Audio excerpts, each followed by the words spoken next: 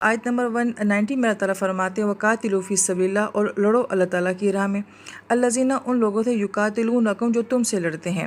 اب حج کے بعد جو ہے وہ قتال کا ذکر ہے، کیونکہ ظاہری بات ہے کہ حج وہ آرام سے تو ہمیں کرنے نہیں دیں گے کہ صحابہ کرام وہاں جائیں گے اور وہ آرام سے ہمیں مکہ میں آنے دیں گے اور صحابہ کرام جو ہے وہ حج کریں گے۔ ظاہری بات ہے اس کے لیے کیا کرنا پڑے گا، لڑنا پڑے گا۔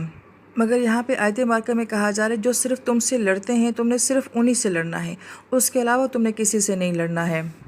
وَلَا تَعْتَدُوا، لیکن اس لڑائی میں کوئی زیادتی نہیں ہونی چاہیے کہ جو تمہیں اللہ کے گھر سے روک رہا ہے، جو تمہارے دین کے راستے روک رہا ہے، اس سے تو لڑنا ہے، مگر اس میں سویلین نہ آ جائیں، عورتیں نہ آ جائیں، بچے نہ آ جائیں، بے قصور نہ آ جائیں، یا جو تم سے لڑنا نہیں چاہتے وہ نہ آ جائیں۔ حد سے آگے نہیں بڑھنا، اپنی لڑائی میں دوسرے لوگوں کو شامل نہیں کرنا۔ ان اللہ، بے شک اللہ تعالیٰ کی ذات، لا یحب المعتدین، جو حد سے آگے بڑھ جاتے ہیں ان کو پسند نہیں کرتے۔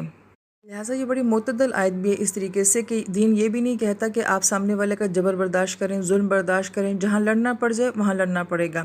لیکن اس کا یہ مطلب بھی نہیں ہے کہ ہم ہر ایک سے لڑیں۔